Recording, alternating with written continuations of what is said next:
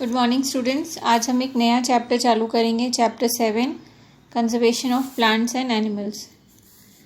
We saw in class 7 that Paheli and Boojho visited forest along with professor Ahmad and Tibu. तो आपने class 7 में पढ़ा था कि Paheli and Boojho had visited a forest, ठीक है। Some others have heard about Kaziranga. आपने काजीरंगा नेशनल पार्क के बारे में पढ़ा होगा, कॉकचो wild sanctuary, great Nicobar biosphere reserve and tiger reserve etcetera.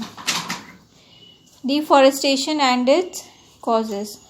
A great variety of plants and animals exist on earth. They are essential for the well-being and survival of mankind. Today, a major threat to the survival. We know that deforestation means clearing of forest and using that land for other purposes.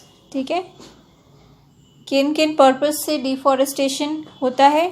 Procuring land for cultivation, building houses and factories, making furniture or using wood as fuel. तो ये major causes हैं deforestation के।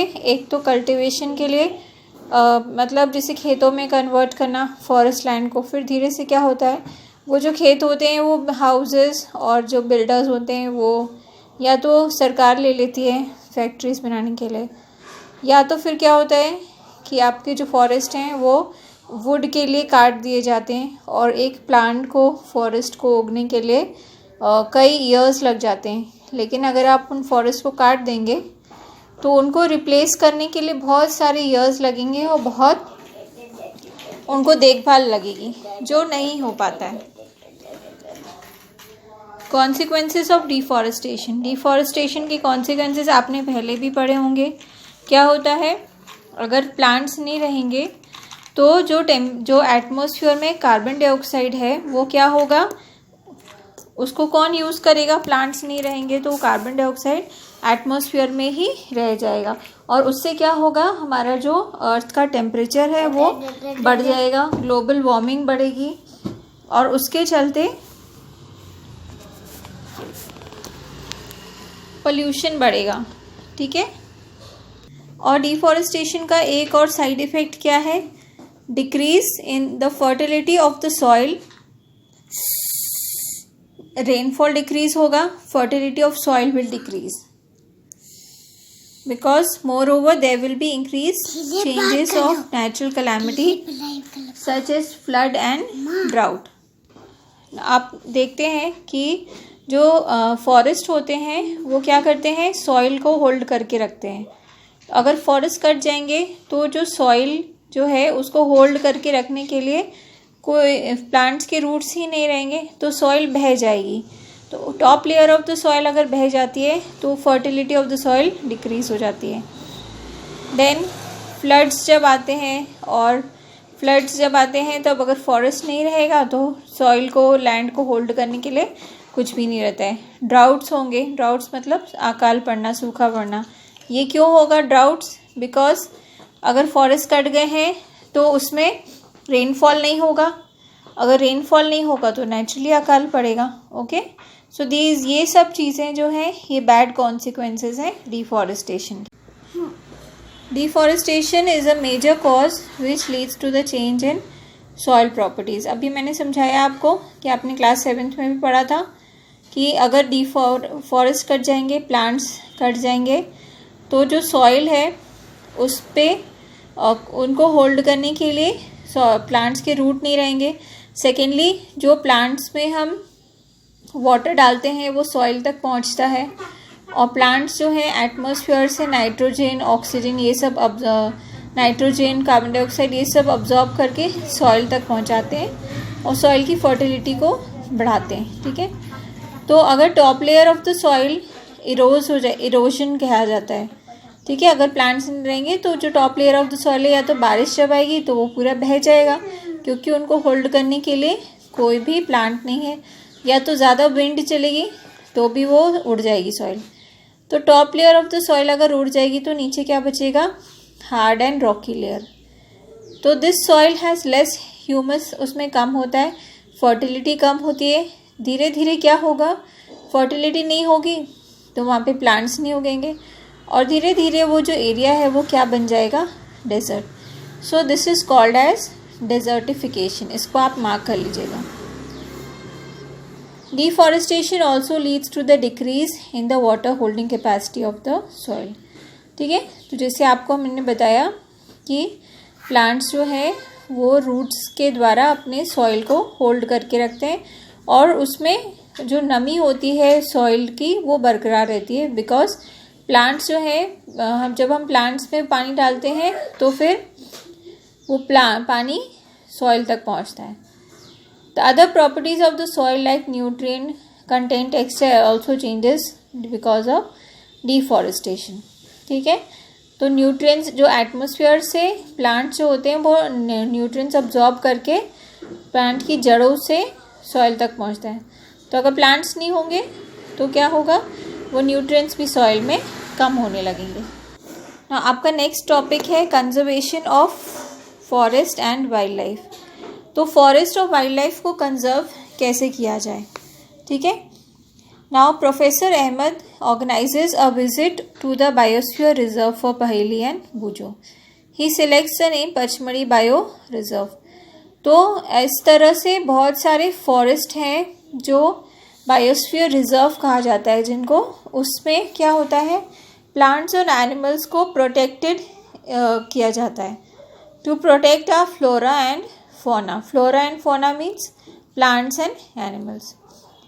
And natural, जो उनकी natural habitat है, मतलब उनको artificially जू में या केज में नहीं रखा जाता है, वहाँ पे उनको उनके नेचुरल हैबिटेट में प्रोटेक्ट किया जाता है।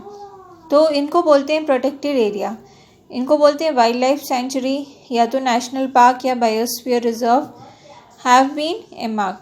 प्लांटेशन, वहाँ पे क्या क्या होता है, plantation, cultivation, grazing, felling trees, hunting, poaching are prohibited here. Okay, so ये सब चीज़ें जो है वो वहाँ पे प्रोहिबिट होते हैं। प्लांट्स को काटना, ग्रेजिंग करना, मतलब एनिमल्स को ग्रेजिंग कराना, हंटिंग कराना, ये सब वहाँ पे प्रोहिबिटेड। तो ये 3 टाइप के प्रोटेक्टेड एरियाज़ होते हैं। First is wild life sanctuary.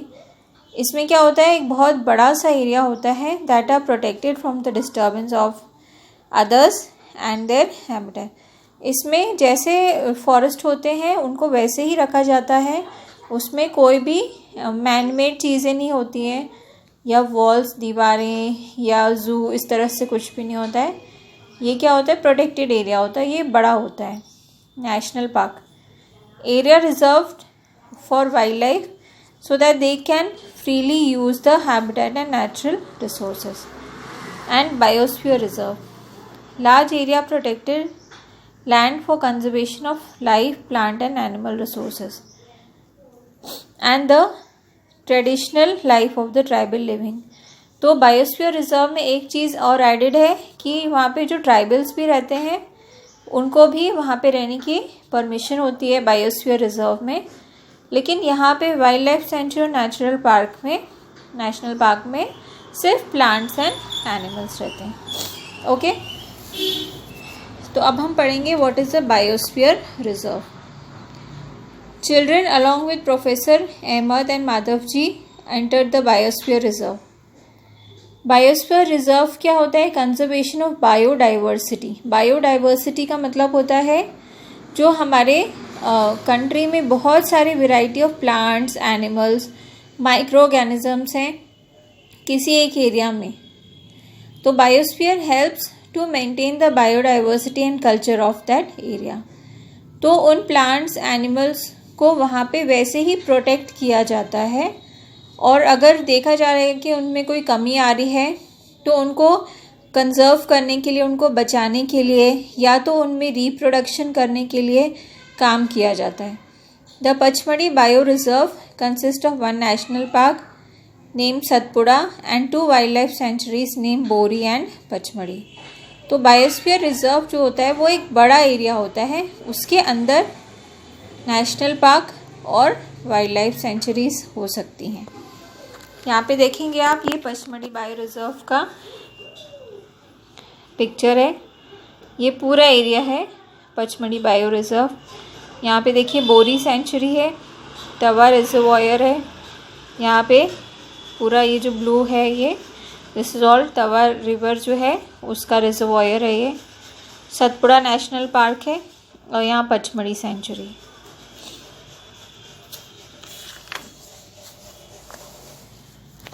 Flora and fauna. Flora and fauna का मतलब क्या होता है? Now the plants and animals found in a particular area are termed as flora and fauna respectively of that area. तो किसी भी area में जो प्लांट्स और एनिमल्स मिलते हैं उसको हम उस एरिया का फ्लोरा एंड फोना कहते हैं। जैसे for example Pachmarhi bio reserve में यहाँ पे देखिए कौन कौन सी चीज़ें हैं। चिंकारा जो एक तरह का डियर होता है, बुल, बार्किंग डियर, चीतल, लेपर्ड, वाइल्ड डॉग, वुल्फ, ठीक है, ये सब पचमढ़ी बायो रिजर्व में मिलते हैं। तो इनको वहाँ का फ्लोरा एंड फोना बोला जाता है। फ्लोरा का मतलब होता है प्लांट्स, फोना का मतलब होता है एनिमल्स। यहाँ पे देखिए फर्न, ये एक तरीके स्पेशल प्लांट है जो पचमढ़ी में मिलता है। जामुन ट्री जो पचमढ़ी में ज़्यादा पाया जाता है। ओके, सो ये पचमढ़ी का फ्लोरा एंड फोना है। Now endemic species. Endemic species are those species of plants and animals which are found selectively in a particular area. They are not naturally found anywhere else.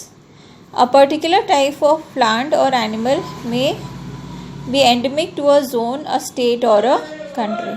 तो endemic species का मतलब होता है एक particular type of plant and animal जो सिर्फ उस area में मिलते हैं और वो कहीं और नहीं मिलेंगे। तो एरिया एक स्टेट भी हो सकता है, पूरा कंट्री भी हो सकता है, या तो एक पर्टिकुलर छोटा सा नेशनल पार्क। ओके, तो जैसे हमारा मान लीजिए यहाँ का एमपी का हम देखेंगे तो सैल एंड वाइल्ड मैंगो यहाँ पे बहुत ज़्यादा पाया जाता है। सो this is the endemic species of this area. ठीक है, तो यहाँ का जो एंडेमिक स्पीशीज़ है वो सब यहाँ पे पाया जाएगा। जैसे हमने पचमढ़ी बायो रिजर्व में देखेंगे bison, great India squirrel, flying squirrel, they are endemic fauna of this area. So endemic fauna जो है, एंड फोना मैंने बताया था आपको एनिमल्स, तो ये फ्लाइंग स्क्विरल और ग्रेट इंडियन स्क्विरल ये पचमढ़ी बायो रिजर्व में पाई जाती है। बिसॉन, तो ये एंडेमिक स्पीशीज़ है इस पचमढ़ी बायो रिजर्व की। Students, rest of the lesson we will continue in the next video.